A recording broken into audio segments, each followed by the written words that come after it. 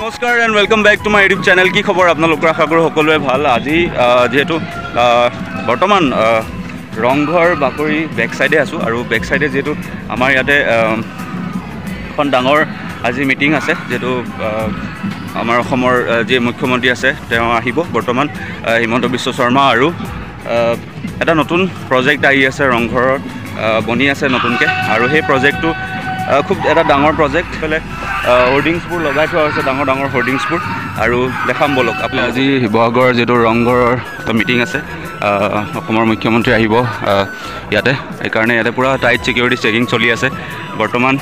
হাজাৰ লাখ লাখ মানুহ আজি ইয়াতে উপস্থিত হৈছে মিটিঙৰ কাৰণে।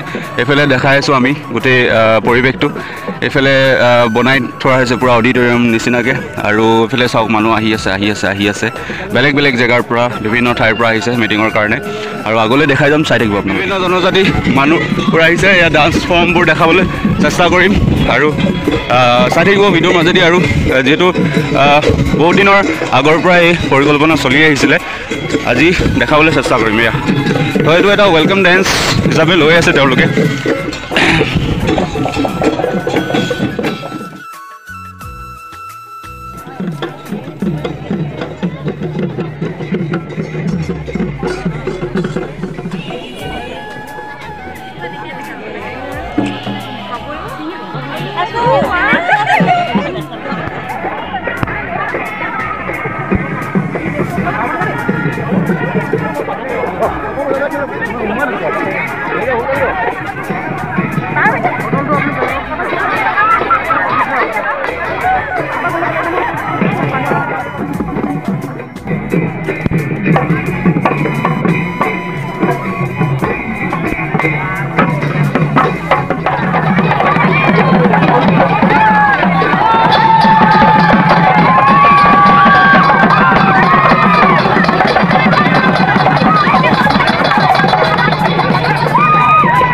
ফাইনেলি পাই গ'লহি মামা। ইয়াৰে ক্ৰাউড চব বৰ্তমান বহুত ক্ৰাউড আছে এতিয়া, সেইফালে ৱেলকাম কৰিবলৈ সকলোৱে ৰখি আছে, আৰু এনেকৈ ওপৰেদি ৰাউণ্ড কৰি দাদা লেণ্ড কৰিব বৰ্তমান, আৰু পূৰা টাইট ছিকিউৰিটি বৰ্তমান সোমাবলৈ দিয়া নাই, যিহেতু চিনাকি যদি সোমাবলৈ দিয়া নাই, আৰু বৰ্তমান দেখাবলৈ চেষ্টা কৰিছে আপোনালোকক ইয়াৰে পৰিৱেশটো। জলদি যোৱা। এয়া বিভিন্ন জনগোষ্ঠী ট্ৰাইবৰ মানুহখিনি আহিছে, মিচিং, বড়ো চব আহিছে আজি।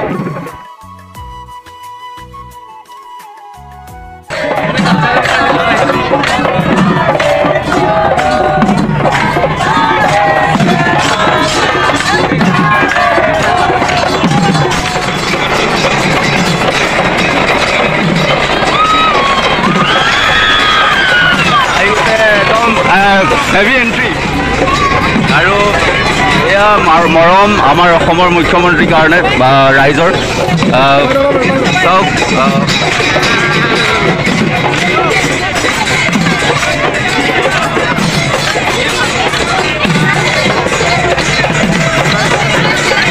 ক্ৰাউডৰ কাৰণে বহুত ভিডিঅ'টো ভালকৈ ল'ব পৰা নাই, কাৰণ মুভমেণ্টটো কৰিব নোৱাৰি, একেডোখৰত থাকিবলৈ চেষ্টা কৰিছোঁ।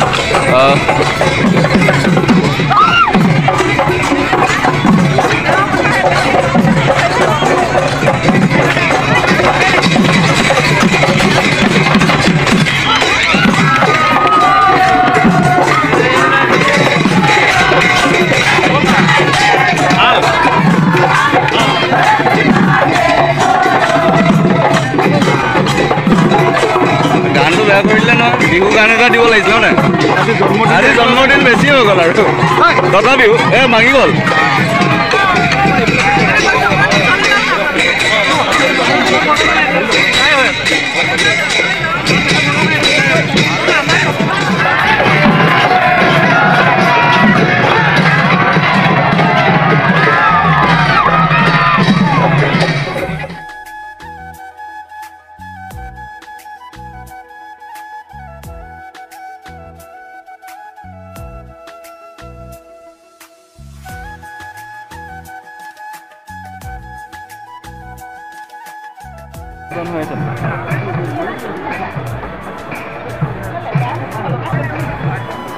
আগলৈ আহি নাহিব।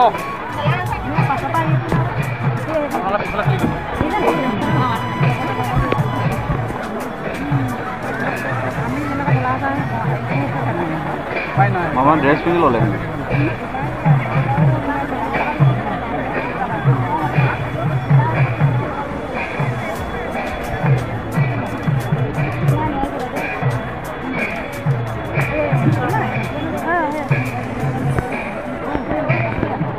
এয়া মামা আহিছে তললৈ এতিয়া। ইতিমধ্যে অসমৰ মাননীয় মুখ্যমন্ত্ৰী আহি আমাৰ মাজত উপস্থিত হৈছেহি। আমি উষ্ম আদৰণি জনাই আমি অনুৰোধ জনাইছোঁ। আমাৰ মাননীয় মুখ্যমন্ত্ৰী ডক্টৰ হিমন্ত বিশ্ব শৰ্মা ডাঙৰীয়া আৰু লগতে আমি বিশিষ্ট আমন্ত্ৰিত অতিথিসকলক আমন্ত্ৰণ কৰি আনিছোঁ। এয়া আমাৰ অসম চৰকাৰৰ মাননীয় মুখ্যমন্ত্ৰী ডক্টৰ হিমন্ত বিশ্ব শৰ্মা ডাঙৰীয়া।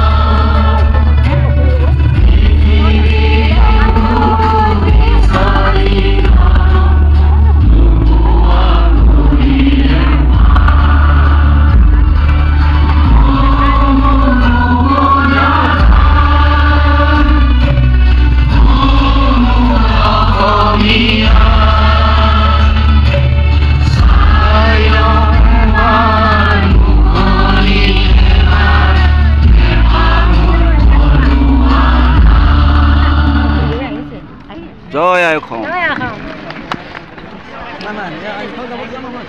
শিৱসাগৰ জিলাৰ সন্মানীয় বিধায়ক শ্ৰীযুত অখিল গগৈ ডাঙৰীয়াই আমাৰ মাননীয় মুখ্যমন্ত্ৰী মহোদয়ক সাদৰ সম্ভাষণ জনাইছে এখনি শৰাই আৰু ফুলাম গামোচাৰে।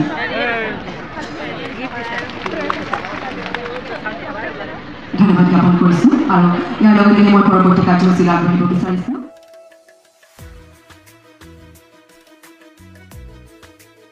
ৰংঘৰ, লাচিতৰ মৈদাম, আলাপৈ ৰণস্থলী, চৰাইদেউ ইয়াতে সীমাবদ্ধ নাথাকি মাননীয় মুখ্যমন্ত্ৰী ডাঙৰীয়াই আজি এই ঐতিহাসিক ৰূপহী পথাৰত ৰংঘৰ প্ৰকল্পৰ সৌন্দৰ্য বৰ্ধনৰ এই অনুষ্ঠানটিত উপস্থিত থকা আমাৰ সকলোৰে আদৰৰ সকলোৰে শ্ৰদ্ধাৰ অসমৰ মাননীয় মুখ্যমন্ত্ৰী ডক্টৰ হিমন্ত বিশ্ব শৰ্মা ডাঙৰীয়া, ইয়াত উপস্থিত থকা আমাৰ অভিভাৱক মন্ত্ৰী সকলোৰে শ্ৰদ্ধাৰ ডক্টৰ ৰমেশ পেগু ডাঙৰীয়া, অসম চৰকাৰৰ সন্মানীয় মন্ত্ৰী যোগেন মোহন ডাঙৰীয়া, হাওৰা সমষ্টি আমগুৰি সন্মানীয় বিধায়ক প্ৰদীপ হাজৰিকা ডাঙৰীয়া, নাহৰ কাৰণে এটা খুব পবিত্ৰ দিন আৰু খুব আনন্দৰ দিন। আজি অসমৰ মাননীয় মুখ্যমন্ত্ৰী যোগেন মোহন ডাঙৰীয়া আৰু আমাৰ অভিভাৱক মন্ত্ৰী ডক্টৰ ৰমেশ পেগু ডাঙৰীয়া আৰু আমাৰ সতীৰ্থ অসম বিধানসভাৰ সন্মানীয় বিধায়ক মণ্ডলী সকলোকে নমস্কাৰ জনাই আৰু সকলো ৰাইজকে সেৱা জনাই খুব চমুকে আজি আচলতে অসমৰ মুখ্যমন্ত্ৰী ডাঙৰীয়াক প্ৰশংসা কৰিবৰ কাৰণে মই উঠি আহিছোঁ। আমি সকলোৱে জানে যে এই ৰংঘৰ এই ৰংঘৰ আমাৰ স্বৰ্গদেউসকলে ৰংঘৰৰ ওপৰত থিয় হৈ এই ৰূপহী পথাৰখনত মহ যুঁজ চায়। এই ৰূপহী পথাৰখনত বিভিন্ন ধৰণৰ নৃত্য গীত চায় আৰু সেই ৰূপহী পথাৰখনতে এতিয়া শিৱসাগৰত আমি ৰংঘৰ প্ৰকল্প নামৰ এটা অতি বিতোপন প্ৰকল্প স্থাপন কৰিবলৈ লৈছোঁ আৰু এই প্ৰকল্পৰ সমস্ত কৃতিত্ব এই মুহূৰ্তত মই হিমন্ত বিশ্ব শৰ্মা ডাঙৰীয়াৰ ওপৰত অৰ্পণ কৰিব খুজিছোঁ। ডক্টৰ হিমন্ত বিশ্ব শৰ্মাই এই যি ৰংঘৰ প্ৰকল্পৰ কাৰণে যি আগ্ৰহ প্ৰকাশ কৰিছে, ৰংঘৰ প্ৰকল্পৰ কাৰণে 118 কোটি টকাৰ চেংচন কৰি দিছে আৰু লগতে 118 কোটি টকাৰ লগতে প্ৰায় 31 কোটি টকাৰ আমাৰ লেণ্ড কম্পেনচেশ্যনৰ কাৰণে, লেণ্ড একুইজিশ্যনৰ কাৰণে প্ৰদান কৰিছে। তাৰ ফলত আমি এনেকৈ এটা খুব সুন্দৰ প্ৰকল্প ইয়াতে আৰম্ভ কৰিবৰ কাৰণে সক্ষম হৈছোঁ। তাৰ সেই সপোনৰ আৰম্ভণি আজি হৈছে। আপোনালোকে সকলোৱে জানে যে আমাৰ শিৱসাগৰটো সাংঘাতিক ধৰণে অনুন্নত এখন ঠাই। এইফালে হয়তো যোৰহাটলৈকে কিছু উন্নয়ন হৈছে আৰু আমাক পাৰ কৰি গৈ ডিব্ৰুগড়তো কিছু উন্নয়ন হৈছে, কিন্তু আমাৰ শিৱসাগৰখনত সঁচাকৈ উন্নয়নে একেবাৰে ভালকৈ স্পৰ্শ কৰিব পৰা নাই। স্বাধীনতাৰ পাছত চাগে শিৱসাগৰৰ কাৰণে আটাইতকৈ ডাঙৰ যিটো প্ৰকল্প গ্ৰহণ কৰা হৈছে সেইটো হ'ল আজি এই আধাৰশিলা স্থাপন কৰা এই ৰংঘৰ প্ৰকল্প। আৰু এই প্ৰকল্পতে এই সমষ্টিৰ বিধায়ক হিচাপে মই আজি সমগ্ৰ শিৱসাগৰবাসী ৰাইজৰ হৈ মুখ্যমন্ত্ৰী হিমন্ত বিশ্ব শৰ্মা ডাঙৰীয়াক অন্তৰৰ পৰা ধন্যবাদ আৰু কৃতজ্ঞতা জ্ঞাপন কৰিছোঁ। নহয় জানো, আমি সকলো শিৱসাগৰবাসী ৰাইজৰ পিনৰ পৰা ধন্যবাদ জনোৱা নাই জানো? আমি সকলো শিৱসাগৰবাসী ৰাইজৰ পিনৰ পৰা জোৰকৈ এটা হাততালি বজাই মুখ্যমন্ত্ৰী ডাঙৰীয়াক ধন্যবাদ জনাবৰ কাৰণে, কৃতজ্ঞতা জনাবৰ কাৰণে মই অনুৰোধ কৰিছোঁ। দাদা একদম অন্তৰ পৰা কৃতজ্ঞতা জনাইছোঁ ইমান ধুনীয়া এটা প্ৰকল্প লৈ দিয়াৰ কাৰণে। আৰু মই আপোনালোকক আৰু এটা কথা ক'ব খুজিছোঁ, অকল ৰংঘৰ প্ৰকল্প নহয়, শিৱসাগৰক বিশ্ব ঐতিহ্য ক্ষেত্ৰ কৰিবৰ কাৰণে আমাৰ যি গৱেষণা চলি আছে, মই মুখ্যমন্ত্ৰী ডাঙৰীয়াৰ ওচৰলৈ যেতিয়া গৱেষণাৰ কাৰণে 1 কোটি টকা এটা বিচাৰি গৈছিলোঁ, মুখ্যমন্ত্ৰীয়ে এটা বাক্য খৰচ নকৰাকৈ লগে লগে 20 লাখ টকা এটা অনুমোদন দি কৈছিলে যে বাকী 80 লাখ টকাও তোমাক লগে লগে অনুমোদন দিয়া হ'ব।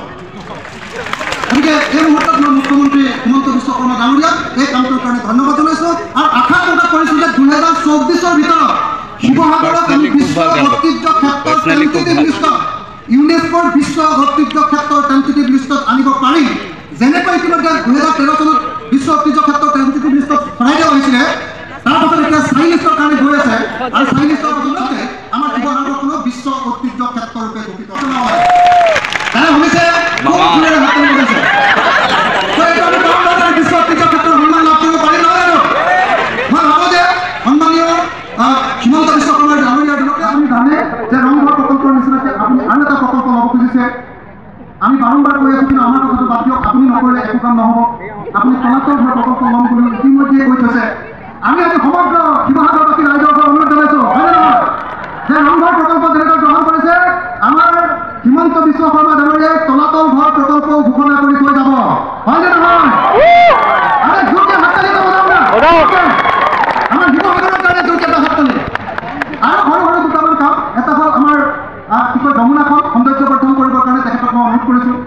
আমাৰ ৰংঘৰৰ পৰা তলাতল ঘৰলৈ যাবৰ কাৰণে এটা গ্ৰীণ কৰিডৰ বা এটা টানেল, যাতে ইয়াৰ পৰা ডাইৰেক্টলি আমি এই ঐতিহ্য ক্ষেত্ৰলৈ যাব পাৰোঁ, তাৰ কাৰণে মই তেখেতক অনুৰোধ জনাইছোঁ। আৰু বিশেষভাৱে চাব তেখেতৰ দিনত এইকেইটা কৰি থৈ যাব, মোৰ বিশ্বাস আছে তেখেতে এইকেইটা কাম কৰি থৈ যাব পাৰে, হয় নে নহয়? আৰু লগতে যিখন আমাৰ 200 ষ্টীলৰ ব্ৰিজখন সেইখন সংৰক্ষণ কৰিম বুলি তেখেতে কৈ থৈছে। গতিকে এইটো কৰিব বুলি আশা কৰিছোঁ। আৰু বেছি দীঘলীয়াকৈ নকওঁ, বেছি দীঘলীয়াকৈ কৈ দিলে তেখেতে। আৰু আমাৰ আটাইতকৈ এছিয়াৰ আটাইতকৈ ডাঙৰ যিটো পুখুৰী, আমি শিৱসাগৰ পুখুৰীৰ কাৰণে 10 কোটি টকাৰ চেংচন কৰাইছোঁ দেই। ইতিমধ্যে সেই প্ৰকল্পটো নতুনকৈ শিৱসাগৰ পুখুৰীটো ধুনীয়া কৰা হ'ব, সৌন্দৰ্য বৰ্ধন। এতিয়া তেনেকৈ আমাৰ জয়সাগৰ পুখুৰীটোৰ কাৰণেও তেখেতে এটা প্ৰজেক্ট কৰি থৈ গ'লে, তেখেতক আৰু আমি একেবাৰে শিৱসাগৰ তৰফৰ পৰা সকলোৱে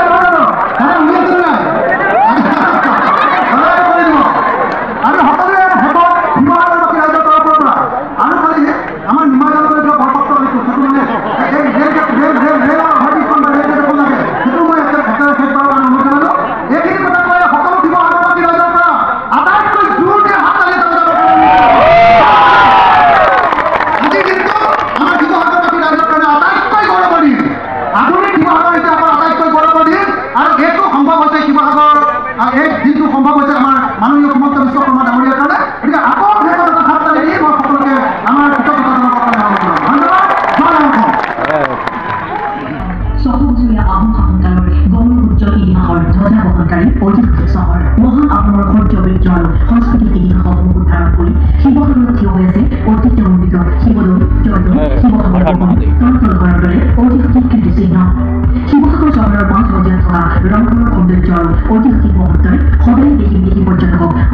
কৰি আহিছে। আহোম স্বৰ্গদেউসকলৰ পৰিয়ালে এই ৰংঘৰৰ পৰা পৰম্পৰাগত খেল ধেমালি আৰু সাংস্কৃতিক অনুষ্ঠান উপভোগ কৰিছিল সাধাৰণ জনতাৰ সৈতে। ৰংঘৰৰ ঐতিহাসিক গুৰুত্ব আৰু সৌন্দৰ্য সংৰক্ষণ সংবৰ্ধনে অধিক মহিমামণ্ডিত কৰাৰ সংকল্পৰে আৰম্ভ কৰা হৈছে এক নতুন প্ৰয়াস। ৰাজ্যৰ স্বাস্থ্যগ্ৰস্ত নেতা অগ্ৰগামী মুখ্যমন্ত্ৰী ডক্টৰ হিমন্ত বিশ্ব শৰ্মাৰ মানস পুত্ৰৰূপে আৰম্ভ হৈছে ৰংঘৰ চৌহদৰ সৌন্দৰ্য বৰ্ধনৰ অভিনৱ প্ৰকল্প। দেশৰ মাননীয় প্ৰধানমন্ত্ৰী নৰেন্দ্ৰ মোদী ডাঙৰীয়াৰ শুভ হাতে শিলান্যাস সম্পন্ন হোৱা এই সপোনৰ প্ৰকল্প এতিয়া বাস্তৱ হোৱাৰ পথত। ৰংঘৰৰ উত্তৰ পশ্চিম দিশত থকা প্ৰায় 83 বিঘা ভূমি গঢ় লৈ উঠিব 140 কোটি 60 লাখ টকা ব্যয় সাপেক্ষ সৌন্দৰ্য বৰ্ধনৰ প্ৰকল্প। সাংস্কৃতিক পৰ্যটনৰ বিকাশ, ঐতিহাসিক সমলসমূহৰ সংৰক্ষণৰ মহান উদ্দেশ্যৰে এই প্ৰকল্প গঢ়ি তোলা হ'ব। এই প্ৰকল্পই অৰ্থনৈতিক উন্নয়নৰ ভেটি সুদৃঢ় কৰিব। উচ্চ প্ৰযুক্তিৰ ব্যৱহাৰে অত্যাধুনিক ৰূপত গঢ়ি তুলিব খোজা এই প্ৰকল্পৰ বৈশিষ্ট্য হ'ব প্ৰতিটো অংশতে আহোম ৰাজত্বকালৰ গৌৰৱ উজ্জ্বল ইতিহাসৰ প্ৰতিফলন। সুন্দৰ সুসজ্জিত পুৰণি স্বতন্ত্ৰ নামক অভ্যাগত, য'ত সুন্দৰভাৱে প্ৰতিহত হ'ব আহোম যুগৰ স্মৃতিচিহ্ন আৰু মূৰ্তমান হ'ব ৰংঘৰ। পৰ্যটকৰ বাবে সকলো তথ্য উপলব্ধ হ'ব টুৰিষ্ট ইনফৰমেশ্যন চেণ্টাৰত। আহোম স্বৰ্গদেউসকলে খন্দা পুখুৰী ধৰি এক সুন্দৰ জনক্ৰীড়াস্থলী তৈয়াৰ কৰা হ'ব, য'ত নৌকা বিহাৰৰ আনন্দ ল'ব পৰ্যটকে। পদ্ম পুখুৰীৰে সজ্জিত হ'বলগীয়া এই থল আহোম যুগৰ স্বকম বিবাহৰ আৰ্হি 121 চাকি জ্বলোৱা মৰণৰ আৰ্হি তৈয়াৰ কৰা হ'ব। এই বৃহৎ চৌহদৰ ভিতৰত থাকিব 3000 আসনযুক্ত এম্পিথিয়েটাৰ। এই মুকলি প্ৰেক্ষাগৃহত সংযুক্ত হ'ব দৃশ্যশ্ৰাব্য মঞ্চ, প্ৰদৰ্শন কেন্দ্ৰ আৰু ডিজিটেল মিউজিয়াম। এই প্ৰেক্ষাগৃহৰ প্ৰতিখণ্ডত সুন্দৰ ৰূপত জীৱন্ত হ'ব বীৰ লাচিত বৰফুকনৰ জীৱন পৰিক্ৰমা আৰু বীৰত্বৰ গাথা বিয়পোৱা শিল্পকৰ্ম আৰু প্ৰতিচ্ছবি। অসমৰ পৰম্পৰাগত খাদ্য সম্ভাৰ আৰু শিল্পকৰ্ম, হস্ততাঁত বস্ত্ৰশিল্প তথা শিল্পীসকলক এখন বাণিজ্যিক মঞ্চ প্ৰদান কৰিবলৈ গঢ়ি তোলা হ'ব এক শিল্পগ্ৰাম আৰু প্ৰদৰ্শন কেন্দ্ৰ। পৰম্পৰাগত আৰু বিভিন্ন ধৰণৰ খাদ্য সম্ভাৰেৰে ফুড কোৰ্ট আৰু কল্যাণ নাটৰ বাবে খেল ধেমালিৰ স্থান হ'ব এই প্ৰকল্পৰ অন্যতম অংশ। শৰীৰ চৰ্চা কেন্দ্ৰও এই প্ৰকল্পৰ অন্যতম অংশ। তাহানি পৰিখেলৰ আৰ্হি মুকলি অংশত গঢ়ি তোলা হ'ব এই ক্ৰীড়াংগনৰ পথ। এই গৃহটো পৰম্পৰাগতভাৱে বাঁহ বেতৰ ৰঙেৰে সজোৱা হ'ব। অত্যাধুনিক লাইট আৰু চাউণ্ড শ্ব'ৰে ৰংঘৰক উজ্বলাই তোলা হ'ব প্ৰতিদিনে আৰু সংবৰ্ধিত পৰিসৰৰ বহি দৰ্শকে উপভোগ কৰিব পাৰিব এই সুন্দৰ শ্ব'। আহোম পৰম্পৰাৰ পবিত্ৰ উপাস্য চিত্ৰ ইনয়ান আৰু ইনয়ান খাও সেউজ ৰূপত তুলি ধৰা হৈছে এই চৌহদত। চাৰিদিশৰ পৰিধিৰে সংবাদ অংকন কৰা হ'ব 1228 খ্ৰীষ্টাব্দৰ পৰা 1826 খ্ৰীষ্টাব্দলৈ আহোম স্বৰ্গদেউসকলৰ ৰাজত্বৰ সামগ্ৰিক ইতিহাসৰ প্ৰতিটি ছবি। সেউজীয়া ভূমি বিহুৰ পৰা সাংস্কৃতিক অনুষ্ঠানৰ বাবে মুকলি থাকিব। এই প্ৰাংগণত ক্লক টাৱাৰ, পৰ্যটকৰ সুবিধাৰ বাবে 23টা কোঠাযুক্ত অতিথিশালা, নিয়ন্ত্ৰণ কক্ষ, সুৰক্ষা ব্যৱস্থা আৰু সুবিশাল পাৰ্কিঙৰ ব্যৱস্থা থাকিব। আমাৰ বাবে এয়া পূৰ্ণ সৌভাগ্য। ৰাজ্যৰ মাননীয় মুখ্যমন্ত্ৰী ডক্টৰ হিমন্ত বিশ্ব শৰ্মাৰ উপস্থিতিত ভূমি পূজনেৰে আৰম্ভ হ'ব এই সপোন প্ৰকল্পৰ কাম। ইতিহাসৰ পাতৰ পৰা ভৱিষ্যতৰ বাতৰি আমাৰ গৌৰৱ গাথা আগুৱাই নিয়াৰ এয়া চৰকাৰৰ এক আন্তৰিক প্ৰয়াস।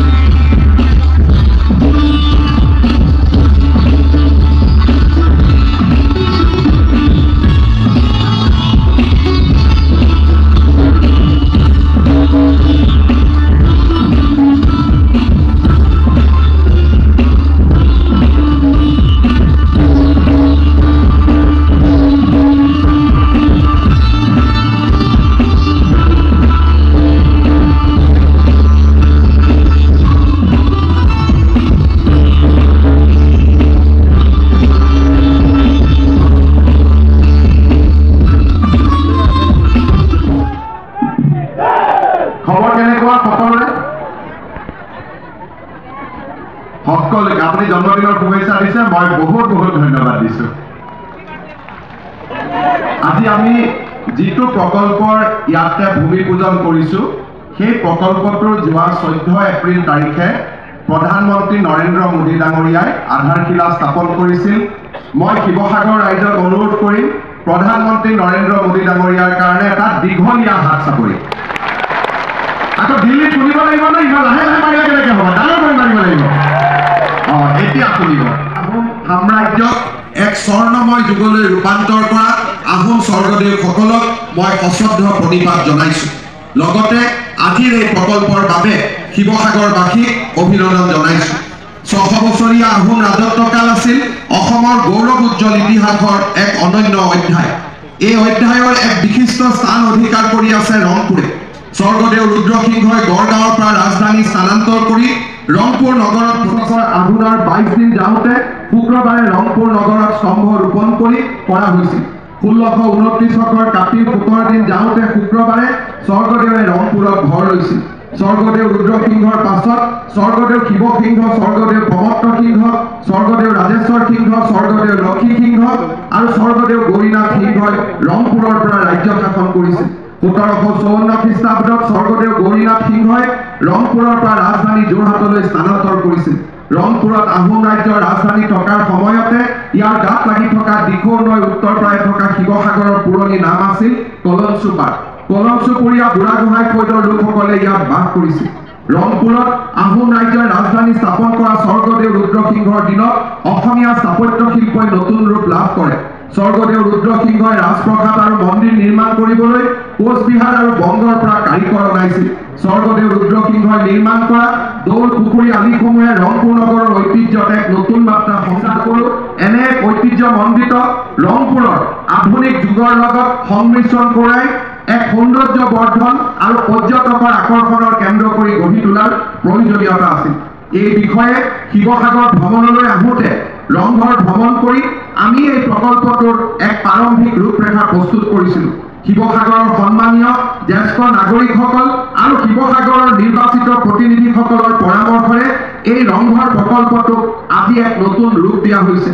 আজি আমাৰ বাবে আনন্দৰ কথা যে কম সময়ৰ ভিতৰতে প্ৰধানমন্ত্ৰী নৰেন্দ্ৰ মোদী ডাঙৰীয়াই ইয়াক আধাৰশিলা স্থাপন কৰাৰ অতি কম সময়ৰ ভিতৰতে আমি ৰংঘৰৰ প্ৰকল্প ভূমিলৈকে আনিব বা ধৰাতললৈ আনিবলৈ সক্ষম হৈছোঁ। মই বিশ্বাস কৰোঁ এই 140 কোটি টকাৰ প্ৰকল্প আমি 2026 চনৰ আগতে সম্পূৰ্ণ কৰি শিৱসাগৰৰ ৰাইজক আমি উপহাৰ দিম। শ্ৰদ্ধাৰ ৰাইজ, শিৱসাগৰৰ উন্নয়নৰ বাবে অসম চৰকাৰে নিৰন্তৰ প্ৰচেষ্টা লৈছে। শিৱসাগৰ কলেজ অসমৰ এখন ঐতিহ্যমণ্ডিত কলেজ আছিল। শিৱসাগৰ কলেজক বিশ্ববিদ্যালয়লৈ উত্তৰণৰ প্ৰয়োজনীয়তা আমি সকলোৱে অনুভৱ কৰি আহিছিলোঁ।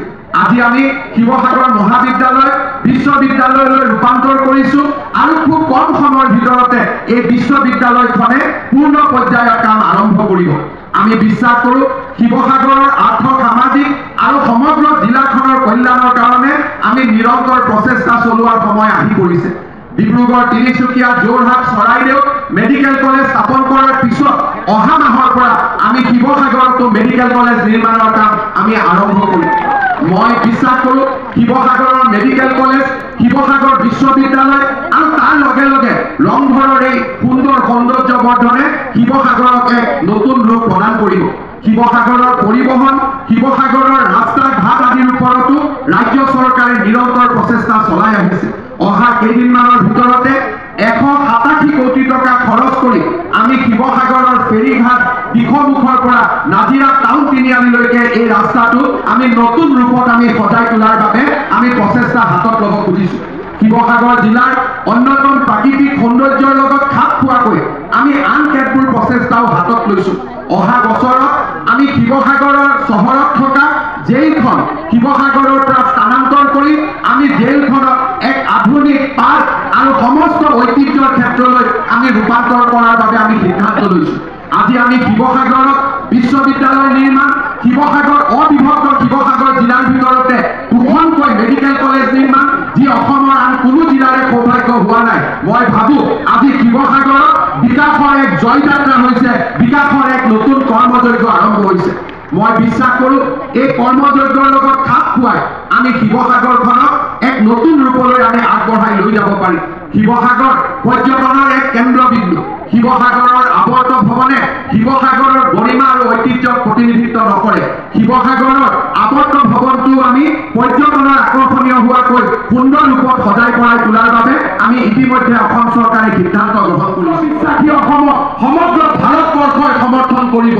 কোনেও কল্পনা কৰা নাছিলে যে এখন বিদ্যানুৰাগী সাংস্কৃতিক প্ৰেমী ৰাজ্যক সমগ্ৰ ভাৰতবৰ্ষই থিয় হৈ সমৰ্থন কৰিব। প্ৰধানমন্ত্ৰী নৰেন্দ্ৰ মোদী ডাঙৰীয়াক মই সাক্ষাৎ কৰিছিলোঁ। বিশ্ব ঐতিহ্যৰ ক্ষেত্ৰৰ বাবে দুটাকৈ নাম আছিলে। তেখেতৰ বাৰাণসী সমষ্টিৰ সাৰনাথ আৰু চৰাইদেউ ঐতিহ্য ক্ষেত্ৰ। ব্ৰাহ্মণ সাম্ৰাজ্যৰ স্বীকৃতিৰ প্ৰয়োজন।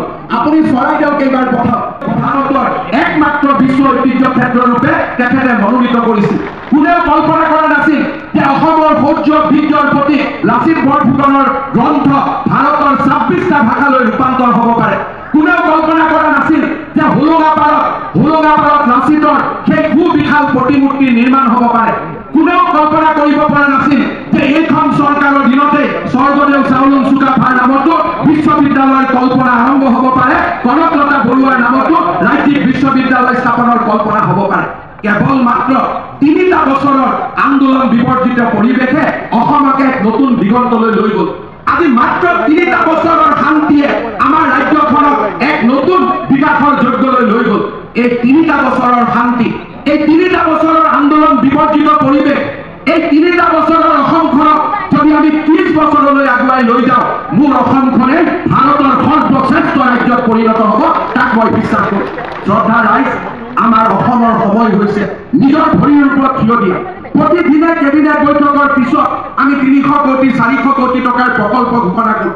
প্ৰথমতে মানুহে অবিশ্বাস কৰিছিল, কিন্তু লাহে লাহে মানুহে বিশ্বাস কৰিবলৈ বাধ্য হ'ল যে এইখন চৰকাৰে কথা কম কয়, কাম বেছি কৰে। কোনেও কল্পনা কৰা নাছিল যে মুখ্যমন্ত্ৰী এজন ইয়াত নীৰৱে আহিব, 100 বিঘাকৈ ভূমি ৰাইজৰ পৰা সংগ্ৰহ কৰিব। কোনেও কল্পনা কৰা নাছিলে যে এটা বছৰতে ৰংঘৰৰ প্ৰকল্প হ'ব, টাই আহোম মিউজিয়ামৰ কাম আৰম্ভ হ'ব। কোনেও কল্পনা কৰা নাছিলে যে চৰাইদেউত মেডিকেল কলেজ সম্ভৱ নেকি, চৰাইদেউ হোৱাৰ পিছত আকৌ শিৱসাগৰত সম্ভৱ নেকি।